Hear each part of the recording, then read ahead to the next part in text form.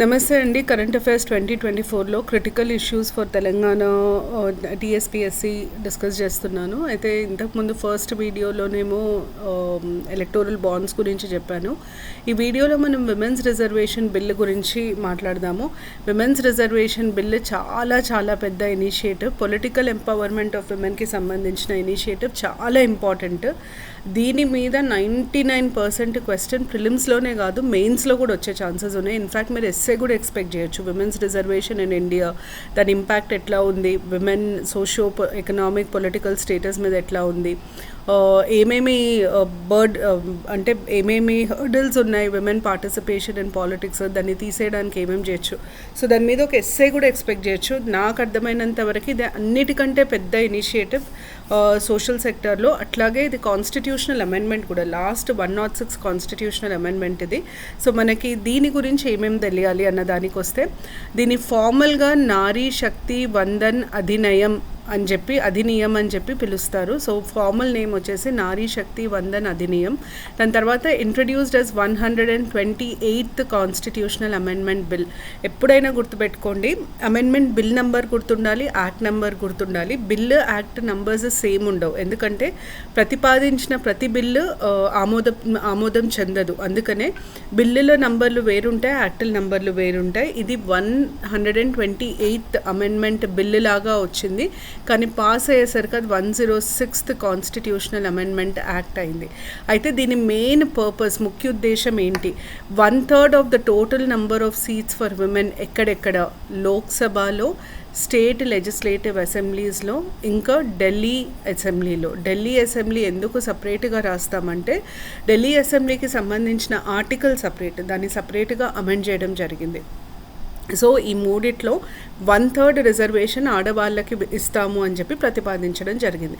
అయితే మీరు ఇక్కడ ఎప్పుడైనా కంపేర్ చేసుకోవాల్సింది ఏంటంటే, పొలిటికల్ రిజర్వేషన్స్ మొదటిసారి మన కంట్రీలో ఆడవాళ్ళకి ఇంట్రడ్యూస్ చేయడం లేదు. ఆల్రెడీ పొలిటికల్ రిజర్వేషన్స్ ఇండియాలో లోకల్ సెల్ఫ్ గవర్నమెంట్ లెవెల్లో ఉన్నాయి. సో లోకల్ సెల్ఫ్ గవర్నమెంట్ లెవెల్లో ఎట్లా రిజర్వేషన్ ఇస్తున్నారు, ఇక్కడ ఎట్లా ఇస్తున్నారు అన్న కంపారిజన్ మనకు చాలా ఇంపార్టెంట్.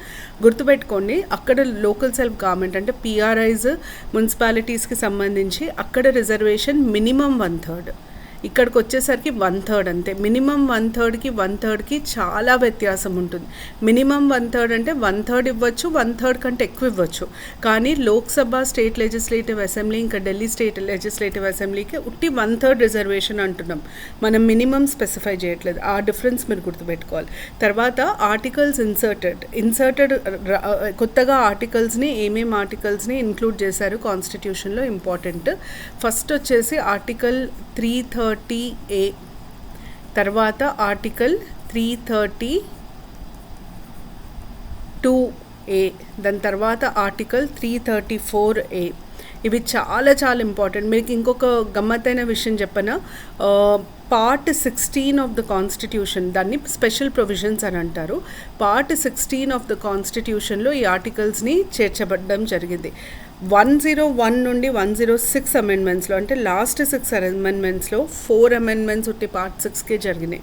పార్ట్ 6 మీ ఎగ్జామ్కి చాలా ఇంపార్టెంట్. ఇంకో క్లాస్లో నేను క్విక్గా మీకు పార్ట్ 6 ప్రొవిజన్స్ చెప్తాను.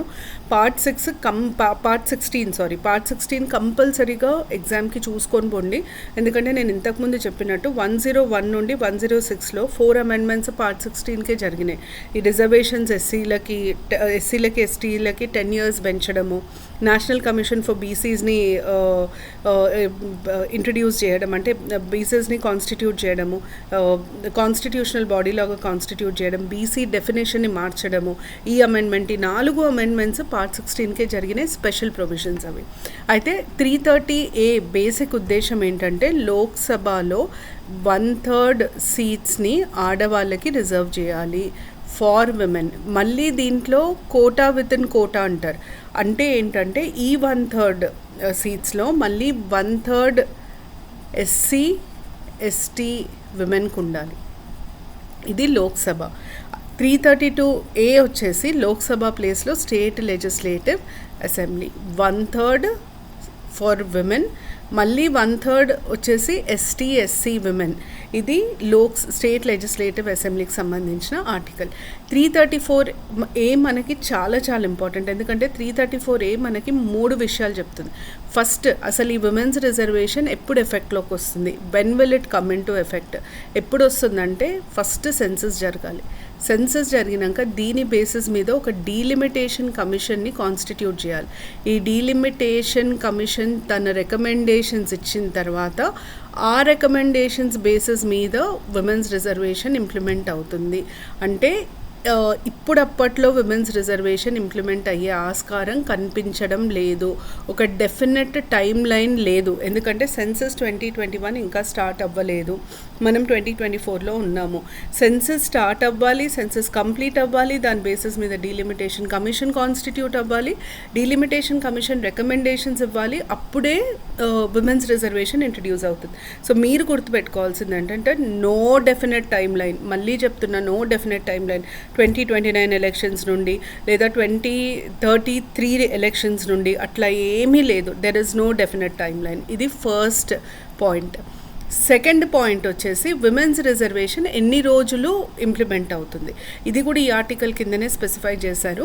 ఒక్కసారి ఇంప్లిమెంట్ అవ్వడం స్టార్ట్ అయితే 15 years వరకు ఇంప్లిమెంట్ అవుతుంది అని చెప్పడంతో పాటు పార్లమెంట్ బైలా డిసైడ్ చేస్తుంది అని చెప్తుంది. కాన్స్టిట్యూషన్లో మీరు ఎప్పుడైనా గుర్తుపెట్టుకోవాల్సింది ఏంటంటే రిజర్వేషన్ అన్నది పర్మనెంట్ ఫీచర్ కాదు, రిజర్వేషన్ అన్నది ఒక టెంపరీ ఫీచర్. అంటే కొన్ని రోజులు, కొన్ని ఇయర్స్కి వరకు మాత్రమే రిజర్వేషన్ వర్తిస్తుంది. ఉదాహరణకి ఎస్సీ ఎస్టీ రిజర్వేషన్ ప్రతి 10 yearsకి పొడిగించుకుంటూ పోతున్నారు. అలాగే కాన్స్టిట్యూషన్ ఇప్పుడు విమెన్స్ రిజర్వేషన్ విషయంలో ఏమంటుందంటే 15 years రిజర్వేషన్ ఇవ్వచ్చు, కానీ పార్లమెంట్ దీన్ని ఎన్ని రోజులన్నా పెంచవచ్చు. అంటే పార్లమెంట్కి మనం పవర్ ఇస్తున్నాం పెంచడానికి. మీకు ఎగ్జామ్లో ఈ 2 స్టేట్మెంట్స్ ఇస్తే 2 స్టేట్మెంట్స్ కరెక్ట్ గుర్తుపెట్టుకోండి. దాని తర్వాత థర్డ్ పాయింట్ ఏంటంటే rotation of seats. Rotation of seats అంటే ఏంటంటే మీరు ఎప్పుడైనా విన్నారా, ఎలక్షన్స్ టైంలో అంటారు ఈ కాన్స్టిట్యుయెన్సీ సీట్ ఇప్పుడు ఓపెన్ కేటగిరీలో ఉంది, కానీ నెక్స్ట్ టైం ఇది ఎస్సీస్కి రిజర్వ్ అవుతుంది, లేదా లాస్ట్ టైం ఎస్సీస్కి రిజర్వ్ అయిన ఉండే ఇప్పుడు ఎస్టీస్కి రిజర్వ్ అయింది, ఇట్లా మాట్లాడుకుంటారు జనరల్గా. దాని అర్థం ఏంటంటే ఒక్కొక్క ఎలక్షన్స్లో ఒక్కొక్క సీటుని అన్రిజర్వ్ చేస్తారు. రొటేషన్ ఆఫ్ సీట్స్ వల్ల ఏమవుతుందంటే ఒక్క సీట్ ఏదో ఒక టైంలో రిజర్వ్డ్ కేటగిరీకి చెందాలి అన్నది ఉద్దేశం. పొలిటికల్ పార్టిసిపేషన్ని పెంచడానికి చేస్తారు. మీకు సింపుల్గా చెప్పాలంటే ఇప్పుడు 100 seats ఉన్నాయనుకోండి, ఒక 1/3 seats ముందు రిజర్వ్డ్ ఉంటాయి, తర్వాత 1/3 seats నెక్స్ట్ ఎలక్షన్స్లో రిజర్వ్ చేస్తారు, తర్వాత 1/3 నెక్స్ట్ ఎలక్షన్స్లో. ఈ ప్రాసెస్లో ఏమవుతుందంటే 15 yearsలో ప్రతి సీటు ఒక్కసారన్నా రిజర్వ్డ్ కేటగిరీకి చెందుతుంది. దానివల్ల పొలిటికల్ పార్టిసిపేషన్ పెరుగుతుంది. దాన్ని మనం రొటేషన్ ఆఫ్ సీట్స్ అంటాం. ఈ ఆర్టికల్ ఏమంటుందంటే విమెన్కి సంబంధించి రొటేషన్ ఆఫ్ సీట్స్ అంటే విమెన్కి ఏ సీట్స్ ఏ కాన్స్టిట్యుయెన్సీస్ రిజర్వ్ చేస్తారు అన్న విషయం మీద నిర్ణయం ప్రతి డీలిమిటేషన్ కమిషన్ రికమెండేషన్స్ ఆధారంగా తీసుకుంటారు. డీలిమిటేషన్ కమిషన్ అన్నది ఆర్టికల్ 82లో ఇచ్చిన ప్రొవిజన్స్ ద్వారా కాన్స్టిట్యూట్ అవుతుంది. 82లో డీలిమిటేషన్ కమిషన్ గురించి చెప్పరు, ఇట్స్ అ స్టాట్యూటరీ బాడీ, కానీ దాంట్లో ఇచ్చిన ప్రొవిజన్స్ ద్వారా కాన్స్టిట్యూట్ అవుతుంది.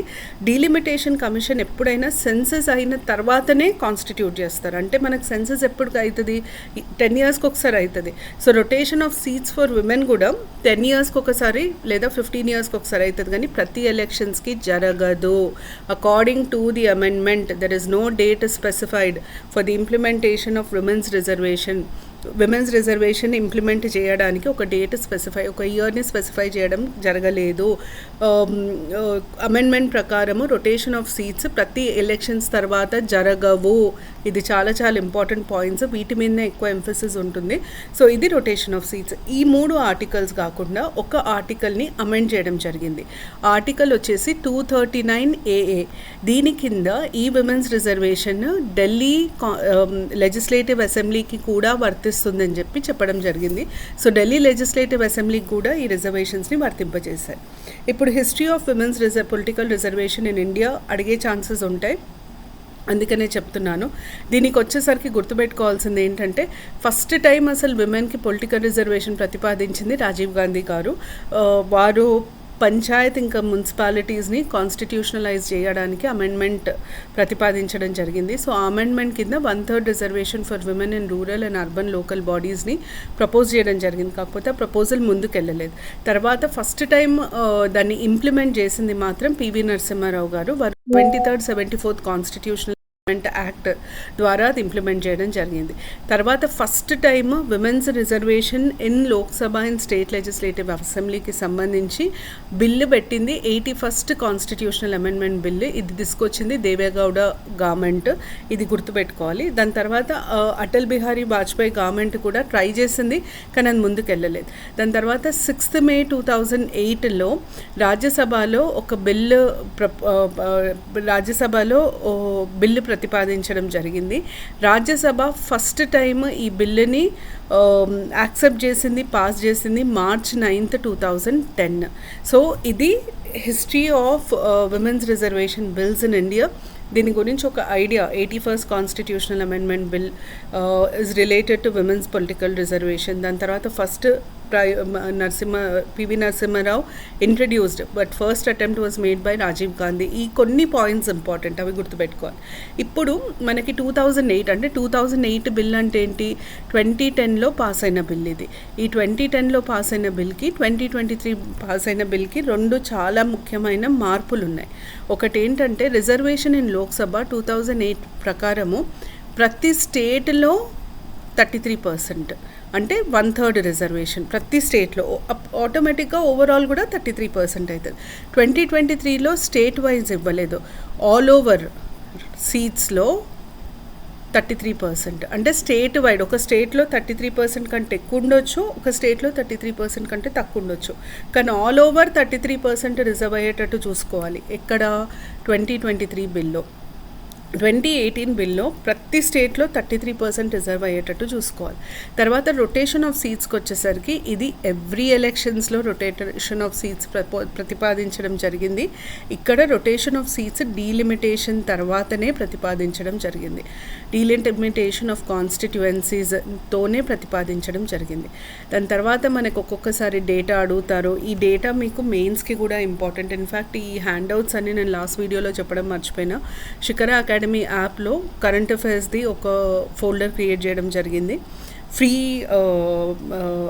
అవి ఫ్రీ, ఎవరైనా డౌన్లోడ్ చేసుకోవచ్చు, అది ఫర్ ఫ్రీ.